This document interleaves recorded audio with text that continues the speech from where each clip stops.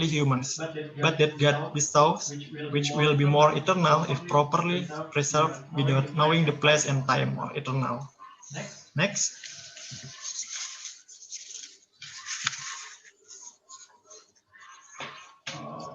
After Amina has a family, their activities continue even with the addition of ammunition of the presence of her husband and children, who was naturally take part in synergy and harmony, can join in the beliefs of Maria and Amina.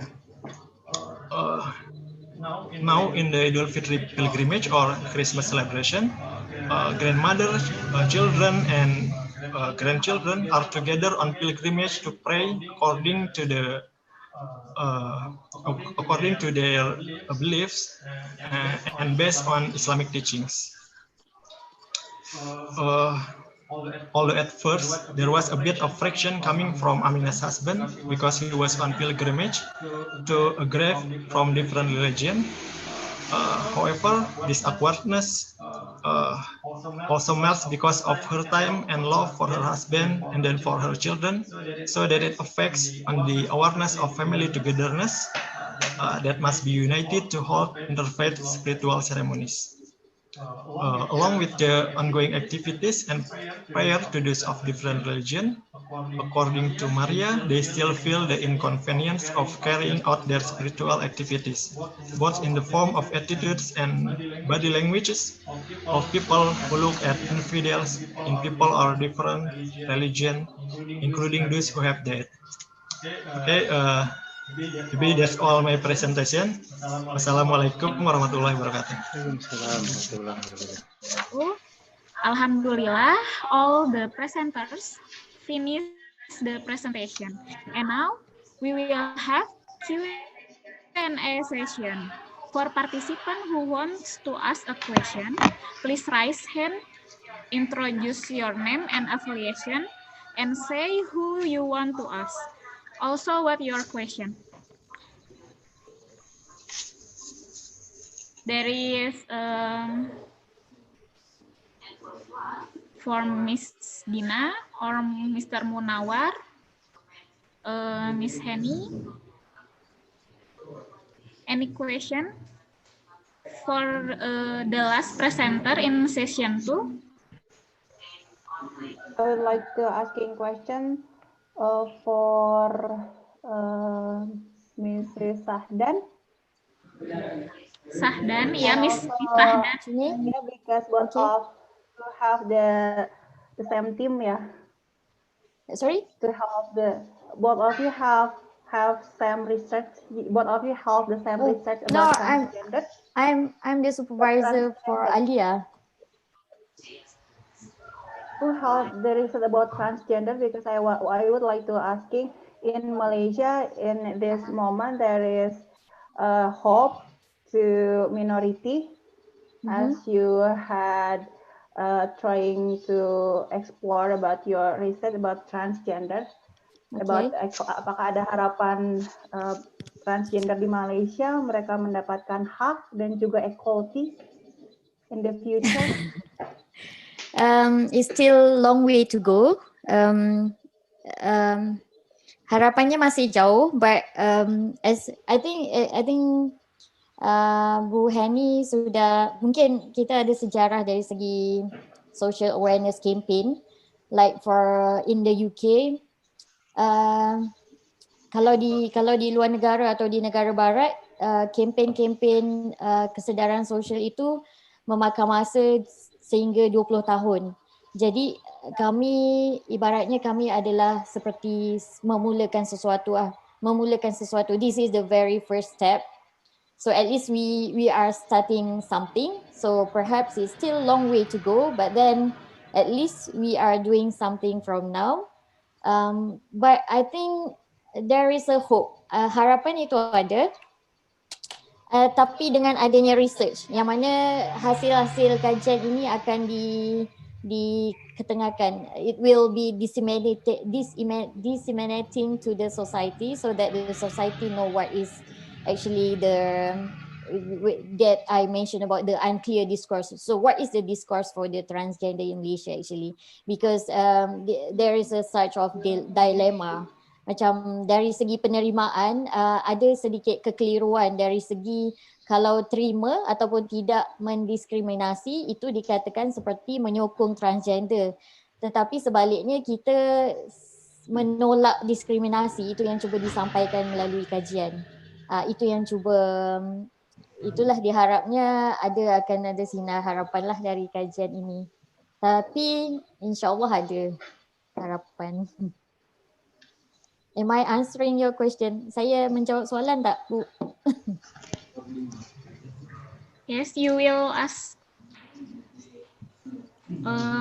Mr. Fajar. For last 2 years, I conducted research about minority. And then second question, I would like to. Ya, putus. Bu moderator. Iya, Pak Fajar, tadi mau bertanya. Oke, baik. Pakai bahasa Indonesia saja ya? Atau pakai bahasa Inggris? Indonesia saja, Pak. Okay. Bisa. I want to ask to Tim Pamunawar about Syiah and Sunni. Yes, okay. Yes, okay. Yeah. Syiah and Sunni. Okay. I have read the journal. The issue of the minority and integrity is indeed in hot issue in research. Yeah, in America, there is contemporary Islam explain about integration, class and secularism, the marginalization of Shia identities in the UK, Iranian diaspora. In journal Religious Education, Routledge, there is research entitled Between Islamic and Non-Islamic Navigating Religion. Jadi memang isu tentang minoritas, kemudian tentang isu-isu yang berkaitan dengan integrasi ya, ini sedang hangat-hangatnya. Mungkin bisa dijelaskan bagaimana sikap pemerintah Indonesia dalam menghadapi marginalisasi kaum Syiah mungkin Pak Munawar ya. Itu yang pertama. Kemudian yang kedua adalah dari aspek kaum Syiahnya sendiri ya. Karena dalam beberapa teori yang ada itu ternyata kaum minoritas itu biasanya suka termarginalkan gitu. Nah, bagaimana upaya-upaya kaum Syiah misalkan yang diangkat tadi oleh tim Bapak dalam rangka menjaga identitasnya Bapak gitu. Turun Pak. Okay, yeah. Okay, yeah. We research the harmony Indonesia in Jepara is the best practice. Is the practice relationship between Sunni and Shia. But in Sampang, Madura, is the worst practice. The worst practice conflict Sunni and Shia. Nah, jadi secara teoritis ini Sunni Shia itu kan konflik historis. Sejak dulu gitu kan. Dan Syiah itu kan oposan ya, gerakan pinggiran. Di tengah-tengah hegemoni Islam Sunni. Sampai Syiah sendiri berhasil menjadikan sebuah negara yang sekarang itu negara Iran. Nah, model Jepara itu mirip Kazakhstan. Mirip Uzbekistan. Mirip Uzbekistan ya. Uzbekistan itu mayoritas Syiah, Tapi itu harmonis ya, Sunni Syiahnya harmonis. Padahal Sunni minoritas. Nah, itu model dunianya gitu ya. Kalau model Madura itu ada dua teori. Ada dua teori ya. Kenapa konflik Sunni Syiah? Ada dua teori. Teori pertama. Ada terkenal di jurnal ya. Gerakan Wahabi Salafi. gerakan Wahabi Salafi. Bukan Wahabi murni, bukan ya. Wahabi murni ini tidak begitu. Salafi murni juga tidak begitu. Tapi ada lengkapnya itu Salafi Takfiri. Nah, itu gerakan internasional. Hampir semua konflik di dunia itu digerakkan oleh kaum Salafi Takfiri. Nah, di Indonesia gitu ya, konflik itu ada dua macam. Pertama digerakkan oleh Salafi Takfiri, yang kedua gabungan politik lokal dengan Salafi Takfiri. Contoh kasus di Jogja dan di Banyuwangi, contoh itu.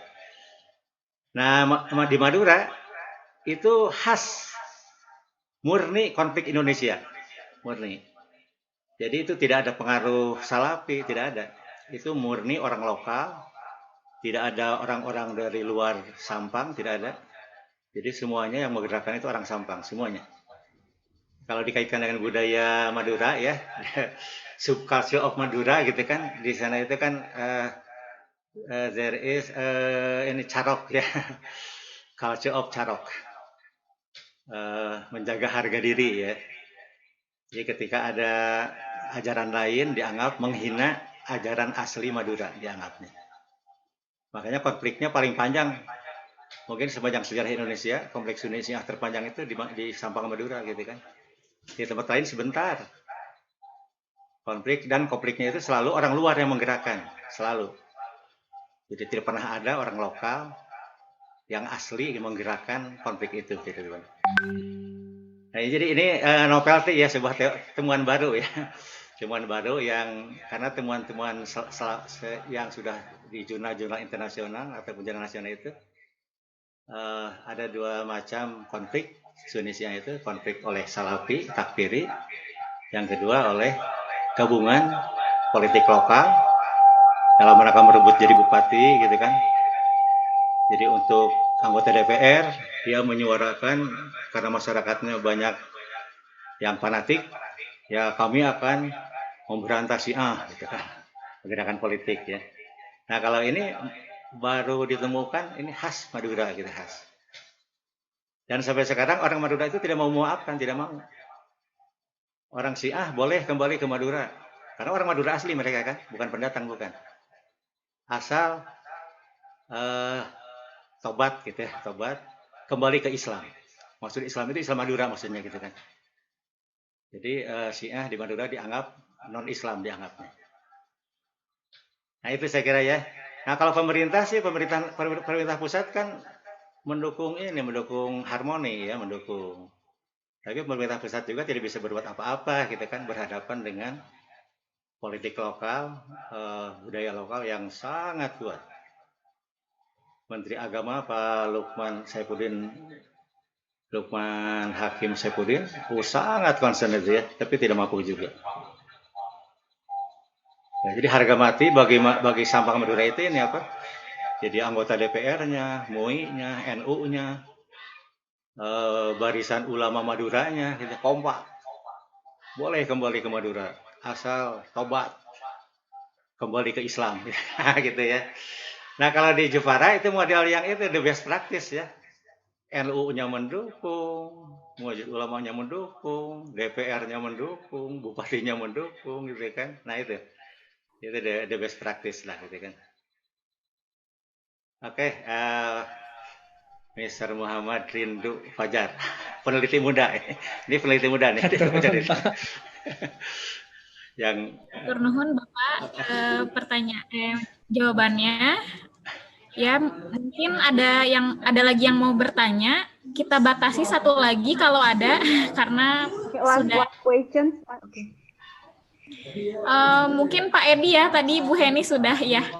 Mangga Pak Edi.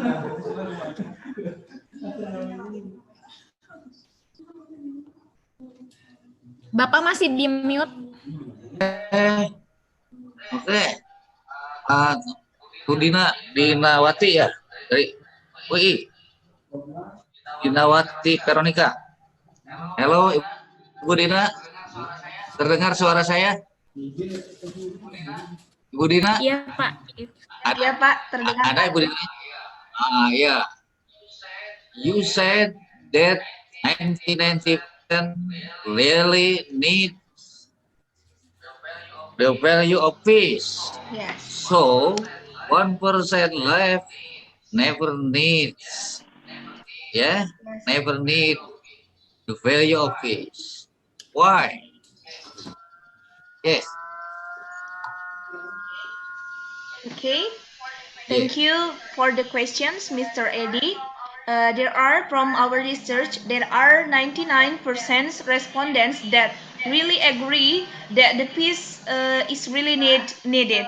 But for 1% anymore, from the questionnaire that we have found, that because we measure the perceptions, it means that we are free to give our comment or our perceptions about the piece. He said from the respondent that actually he really need the piece, but he doesn't make or he doesn't fill the questions with really agree. So he only make Duff.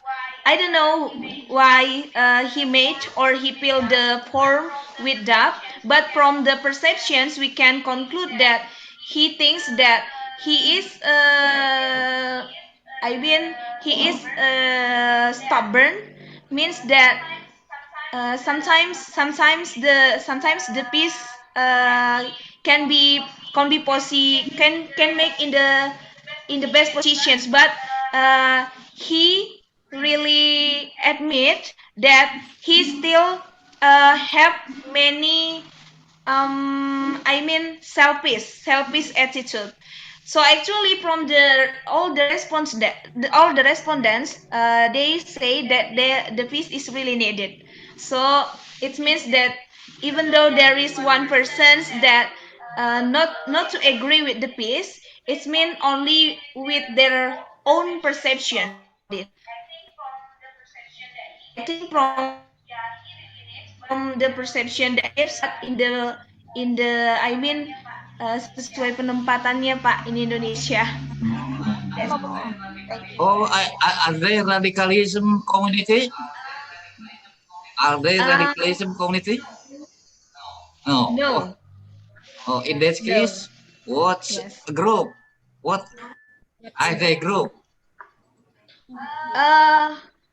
Their group, actually this is not for the group Pak Sir Eddie, but this is for the personal respondent who has followed the program or the activities, because this program has been followed by all the youth or all the citizens or all the students from Indonesia, from Sabang and Sabang till Merauke. It means that there is no radicalism or there is no racism, but maybe the respondents feel duff from our form or questionnaire because he still confused with the own perceptions maybe.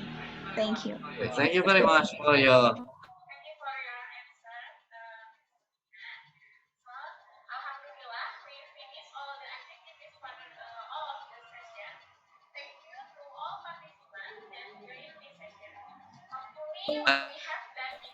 Hopefully, what we have done becomes useful knowledge for us.